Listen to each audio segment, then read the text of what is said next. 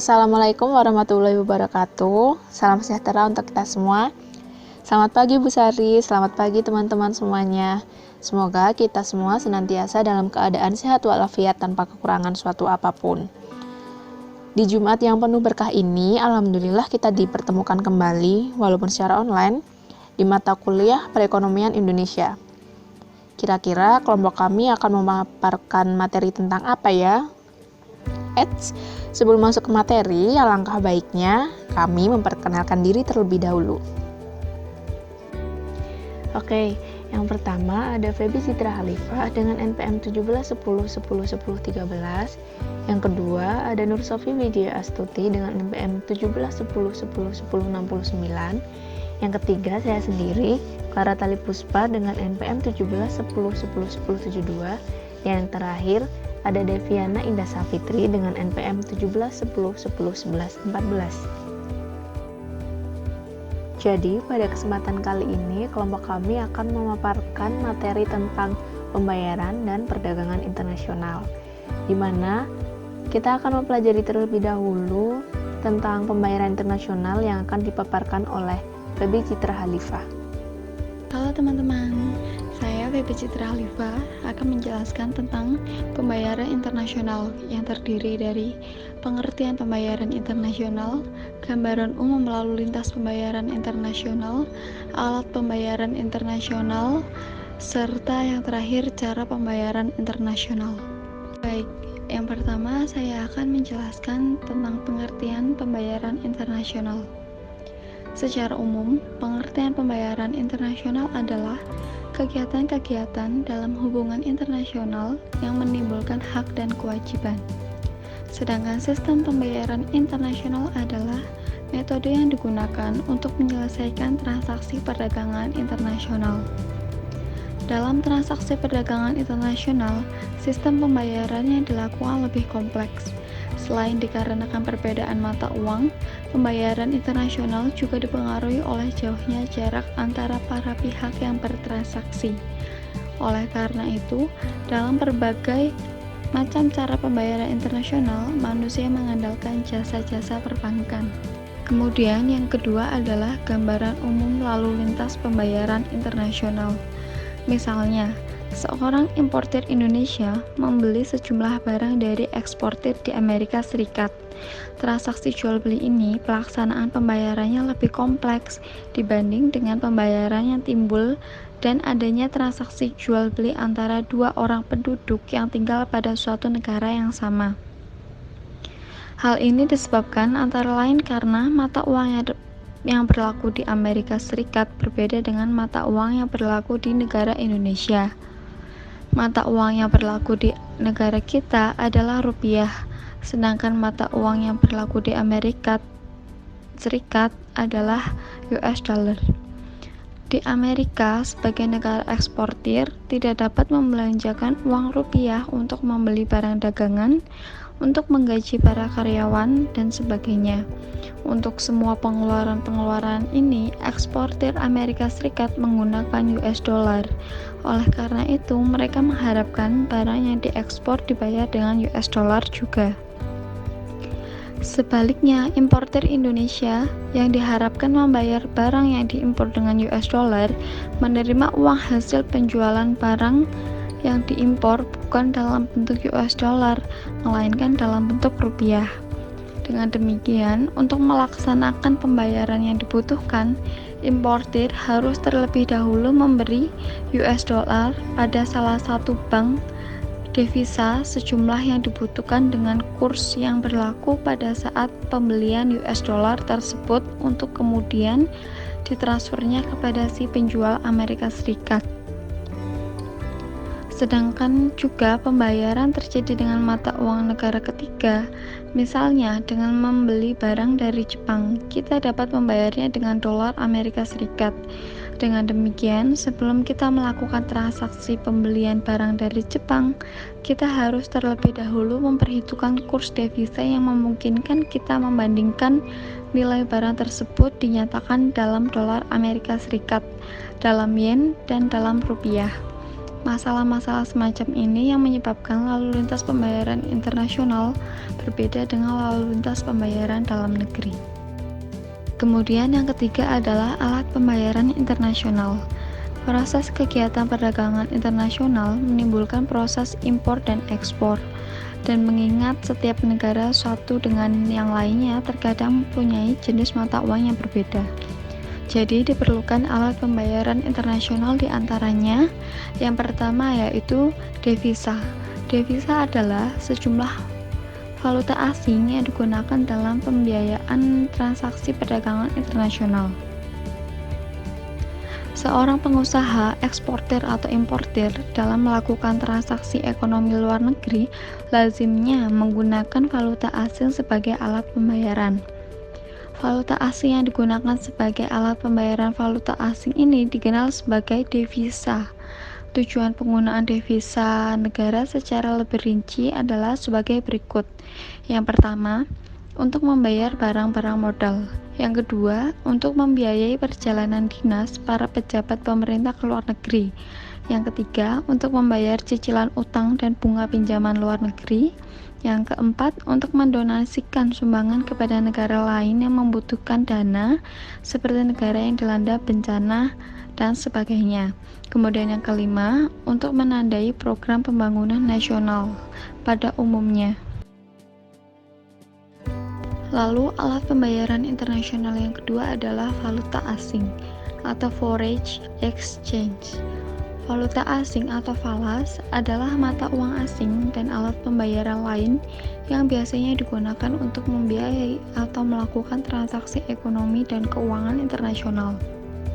Jumlah falas yang dimiliki pemerintah dan swasta pada suatu negara disebut dengan cadangan devisa.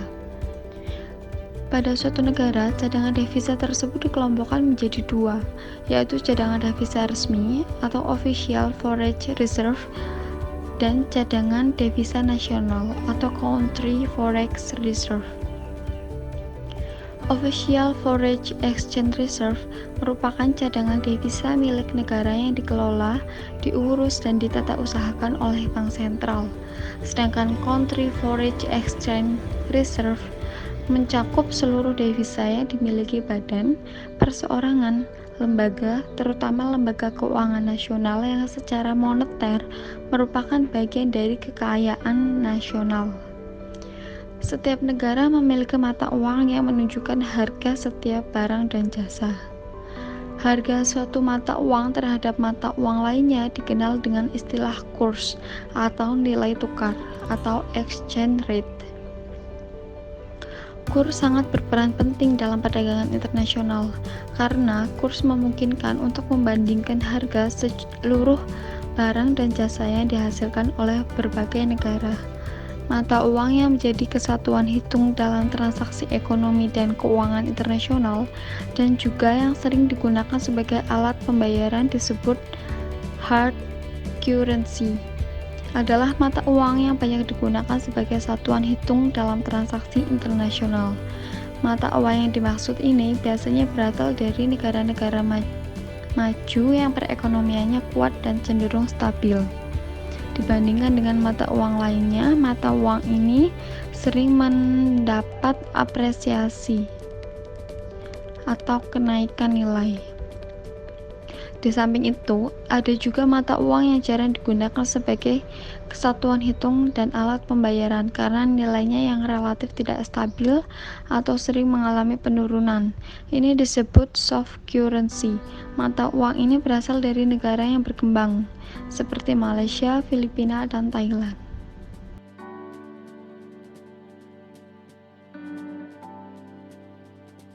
Selanjutnya, saya akan menjelaskan cara pembayaran internasional. Cara pembayaran internasional terbagi menjadi 8. Yang pertama yaitu pembayaran tunai atau cash payment. Pembayaran dengan cara tunai pada umumnya dengan menggunakan mata uang negara atau domestik atau dengan mata uang asing. Melalui bank, transaksi pembayaran tunai antar negara yang bersangkutan bisa langsung dilakukan. Yang kedua, open account. Pembayaran dengan open account adalah kebalikan dari cara tunai. Dengan pembayaran open account, barang dikirim kepada importir tanpa dilengkapi dengan surat perintah membayar atau dokumen resmi lainnya. Yang ketiga, letter of credit. Letter of credit adalah surat jaminan atas transaksi jual beli barang antar negara yang dikeluarkan oleh pihak bank. Yang keempat adalah commercial bills of exchange atau trade bill. Kesepakatan yang dibuat oleh eksportir dengan importir dengan menarik wesel dari importir sejumlah harga barang yang terdapat pada kontrak dagang.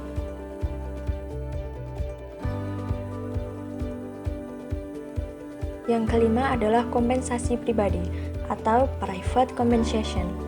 Cara penyelesaian transaksi utang piutang antara pihak importir atau eksportir dengan mengalihkannya kepada seseorang penduduk yang masih dalam satu negara. Keenam, pembayaran dengan konsinyasi. Pembayaran dilakukan setelah barang yang dikirim sudah terjual seluruhnya atau sebagian merupakan metode pembayaran konsinyasi. Yang ketujuh, advance payment. Pembayaran ini adalah dengan cara pembeli memberikan dana kepada penjual sebelum barang pesanan tersebut dikirim. Yang kedelapan, counter trade atau imbal beli. Pembayaran ini disebut juga sebagai perdagangan timbal balik, karena penjual akan mengirim sejumlah barang kepada pembeli sekaligus membeli kembali barang dari rekannya itu sesuai dengan nilai barang yang telah dijualnya. Untuk selanjutnya, saya akan menjelaskan tentang pengertian perdagangan internasional. Jadi, apakah itu perdagangan internasional?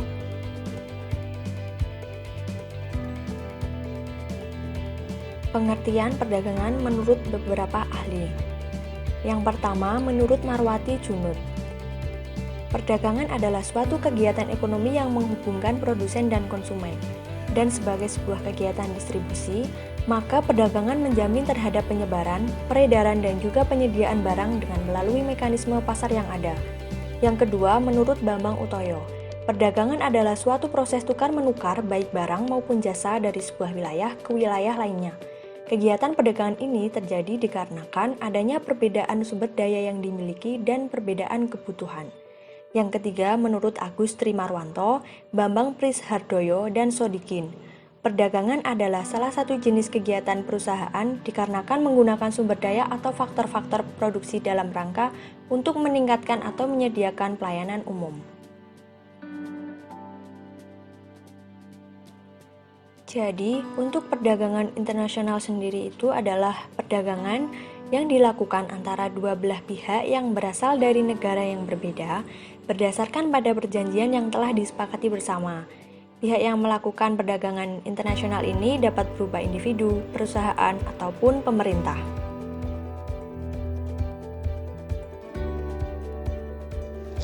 Setelah kita mengetahui apa sih perdagangan internasional itu, selanjutnya kita akan mempelajari tentang tujuan perdagangan internasional. Di sini terdapat 5 tujuan perdagangan internasional. Yang pertama yaitu untuk memenuhi kebutuhan yang ada di negara lain. Jadi suatu negara itu tidak dapat hanya mengandalkan produksi dalam negerinya saja, sehingga negara tersebut perlu melakukan impor ataupun ekspor untuk saling memenuhi kebutuhan satu sama lain. Yang kedua yaitu untuk menaikkan devisa negara. Kegiatan dari ekspor barang ternyata juga dapat menaikkan devisa negara loh, sehingga kenaikan devisa negara ini akan berdampak juga pada pertumbuhan ekonomi. Terus juga mempengaruhi stabilitas harga barang yang diekspor. Jadi harga barang yang akan diekspor itu tuh akan stabil di dalam negeri. Yang ketiga yaitu memperoleh keuntungan dari spesialisasi. Ini diibaratkan kayak negara A dan negara B sama-sama memiliki kemampuan untuk memproduksi tekstil. Tetapi ternyata negara B itu tuh lebih mampu memproduksinya dengan cara yang lebih efisien dari negara A. Kenapa bisa seperti itu? Ternyata di negara B itu terdapat dukungan dari teknologi yang lebih maju. Jadi spesialisasi di sini tuh berguna untuk mempertinggi keefisienan dari penggunaan faktor-faktor produksi. Yang keempat yaitu memperluas pasar dan menambah keuntungan. Dengan adanya kegiatan perdagangan internasional memiliki tujuan supaya perusahaan dan para pengusaha itu bisa menjalankan mesin-mesinnya secara maksimal. Jadi mereka nggak usah khawatir lagi akan kelebihan produksi, sebab kelebihan produksi itu tuh nantinya dapat dijual lagi atau diekspor ke negara lain atau diekspor ke luar negeri gitu. Terus yang kelima yaitu transfer teknologi modern. Dengan adanya perdagangan internasional ini, diharapkan kita tuh mampu menyerap serta menyaring teknologi modern yang ada di negara lain. Hal itu dapat memungkinkan bagi para produksi yang kita buat akan lebih banyak dalam waktu yang singkat, atau dalam hal ini kita sebut dengan efisien.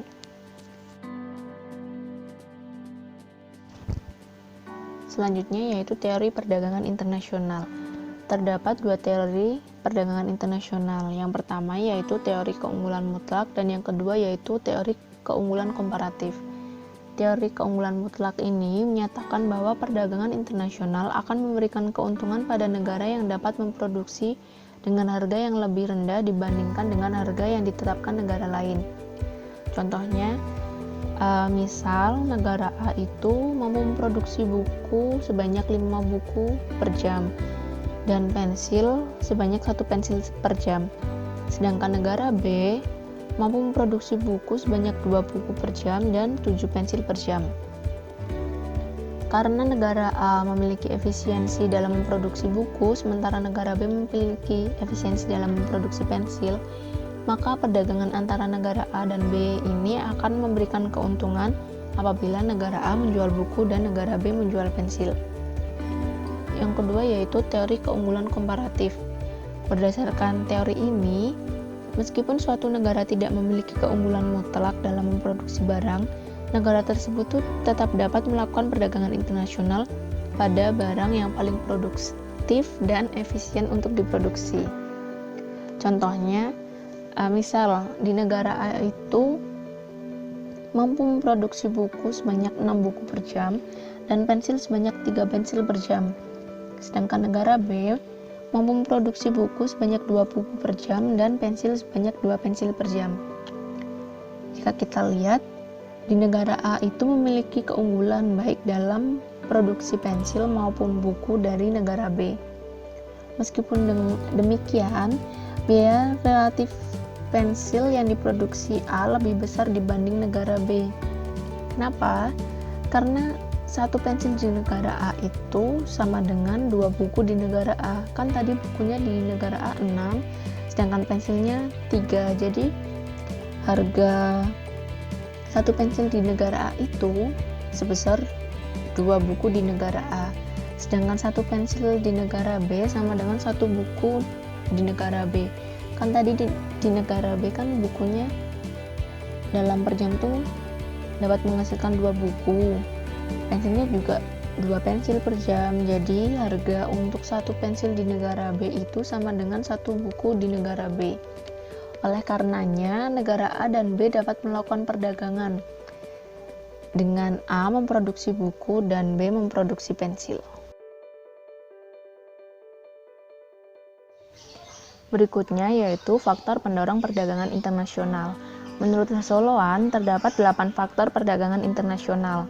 Yang pertama yaitu untuk memenuhi kebutuhan barang dan jasa dalam negeri.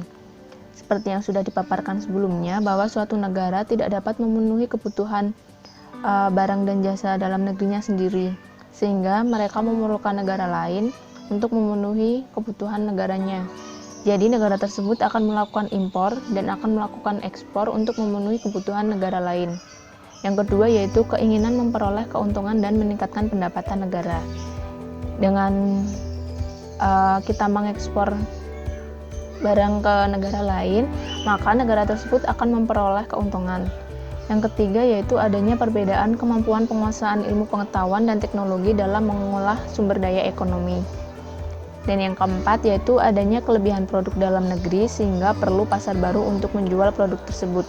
Ketika suatu negara sudah mampu memenuhi kebutuhan akan suatu barang dalam negerinya, mereka akan berusaha meningkatkan produksi dan akan melakukan ekspor. Jadi negara tersebut memerlukan pasar baru.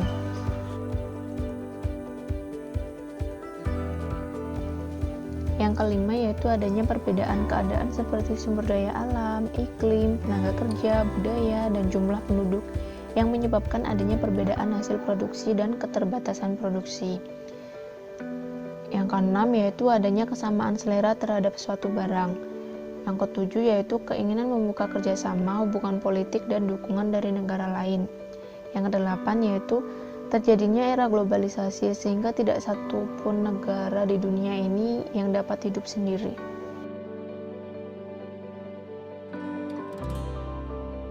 Selanjutnya yaitu dampak perdagangan internasional. Berikut merupakan beberapa dampak dari adanya perdagangan internasional tersebut. Dampak yang pertama, menghambat pertumbuhan dunia industri dalam negeri. Mengapa dikatakan dapat menghambat pertumbuhan dunia industri dalam negeri? Karena pada saat berlangsungnya kegiatan perdagangan internasional, otomatis produk impor akan banyak yang masuk ke dalam negeri. Hal tersebut akan menjadikan penawaran mengalami peningkatan serta akan mempengaruhi jumlah permintaan dari konsumen dalam negeri.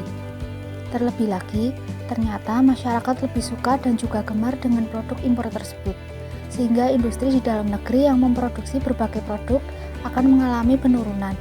Meskipun sebetulnya telah terdapat banyak kebijakan untuk mengurangi impor, yaitu dengan cara adanya tarif bea masuk, pemberian subsidi, serta kuota. Dampak yang kedua, menyebabkan rasa ketergantungan dengan negara maju, dikarenakan terdapat kegiatan masuknya produk impor dari negara maju yang notabene memiliki harga lebih murah akan membuat masyarakat semakin terlena, serta tidak mau berusaha untuk memproduksi produk yang sama di dalam negeri sendiri. Dampak yang ketiga, munculnya sifat konsumerisme. Dampak ini terjadi karena banyak masyarakat yang beranggapan bahwa produk hasil impor memiliki kualitas yang lebih baik. Dampak yang keempat, berpengaruh terhadap neraca pembayaran. Neraca pembayaran terdiri dari 5 komponen utama, yaitu yang pertama, neraca transaksi berjalan, yang kedua, neraca modal, yang ketiga, neraca finansial, yang keempat, selisih perhitungan bersih, dan yang kelima, lalu lintas moneter. Munculnya perusahaan multinasional atau perusahaan yang memiliki usaha lebih dari satu negara, membuat keuntungan yang mereka hasilkan tidak hanya terdapat di satu negeri. Hal tersebut akan berdampak pada neraca pembayaran, lantaran banyaknya uang yang tidak bisa digunakan untuk pembangunan perekonomian sebuah negara. Selanjutnya, dampak yang terakhir, sektor keuangan menjadi tidak stabil.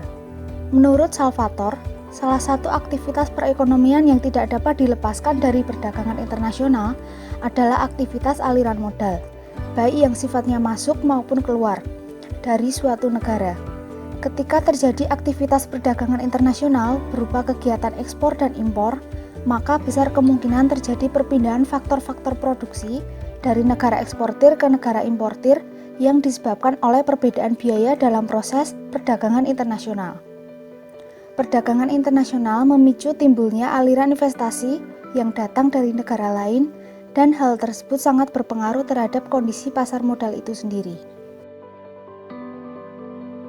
Berikut disajikan grafik mengenai kondisi perkembangan ekspor dan impor Indonesia periode Januari 2019 sampai dengan Januari 2020. Dapat dilihat pada gambar bahwa ekspor Indonesia pada Januari 2020 menurun 7,16% dibanding Desember 2019, yaitu dari 14.445,1 juta US$ menjadi 13.411 juta US$. Demikian juga dibanding Januari 2019, ekspor menurun 3,71%. Penurunan ekspor Januari 2020 dibanding Desember 2019 disebabkan oleh menurunnya ekspor migas maupun non-migas. Penurunan ekspor migas disebabkan oleh menurunnya ekspor hasil minyak, ekspor minyak mentah, dan ekspor gas. Nilai impor Indonesia Januari 2020 mencapai 14.275,2 juta US$ atau turun 231,6 juta US$ dibanding Desember 2019. Hal tersebut disebabkan oleh turunnya nilai impor migas dan non-migas. Penurunan impor migas dipicu oleh turunnya nilai impor minyak mentah dan hasil minyak. Namun sebaliknya, nilai impor gas naik. Jika dibandingkan bulan yang sama tahun sebelumnya, nilai impor pada Januari 2020 juga mengalami penurunan sebesar 716,2 juta US$ atau 4,78%. Penurunan terjadi pada impor non-migas, namun impor migas naik yang disebabkan oleh naiknya impor seluruh komponen migas, yaitu minyak mentah, hasil minyak, dan gas. Berikut merupakan studi kasus dari jurnal referensi. ekspor dan impor pengaruhnya terhadap posisi cadangan devisa di Indonesia. Perdagangan internasional membutuhkan sumber pembiayaan yang sangat penting yaitu cadangan devisa. Cadangan devisa merupakan posisi bersih aktiva luar negeri pemerintah dan bank-bank devisa yang harus dipelihara untuk keperluan transaksi internasional. Devisa diperlukan untuk membiayai impor dan membayar utang luar negeri. Dapat dilihat pada grafik bahwa pada tahun 2004 sampai 2008, nilai impor Indonesia terus mengalami peningkatan yang drastis jika dibandingkan dengan peningkatan nilai ekspor Indonesia. Statistik Ekonomi Keuangan Indonesia yang diterbitkan oleh Bank Indonesia mengenai perkembangan cadangan devisa, ekspor dan impor Indonesia periode 2004 sampai 2008 yang menyatakan bahwa nilai ekspor Indonesia tahun 2004 mencapai 70,767 juta US dollar dan terus mengalami peningkatan sebesar 139.606 juta US dollar sampai pada tahun 2008. Demikian juga nilai impor Indonesia mengalami kenaikan secara terus-menerus sebesar 50,615 juta US dollar pada tahun 2004 dan mencapai 116,690 juta US dollar pada tahun 2008. Di lain pihak, nilai cadangan devisa mengalami fluktuasi dari tahun 2004 sebesar 36,320 miliar US dollar dan turun pada tahun 2005 sebesar 34,724 miliar US dollar. Kemudian meningkat pada tahun 2006 sebesar 42,586 miliar US dollar. Pada tahun 2007 meningkat sebesar 56,920 miliar US dollar dan mengalami penurunan lagi pada tahun 2008 sebesar 51,639 miliar US dollar. Jadi, secara simultan maupun secara parsial, variabel ekspor dan impor berpengaruh signifikan terhadap cadangan devisa di Indonesia. Artinya, jika ekspor naik, maka posisi cadangan devisa naik, dan jika impor naik, maka posisi cadangan devisa akan turun. Demikian pemaparan materi dari kelompok kami tentang pembayaran dan perdagangan internasional. Kurang lebihnya mohon maaf. Sekian dan terima kasih. Wassalamualaikum warahmatullahi wabarakatuh.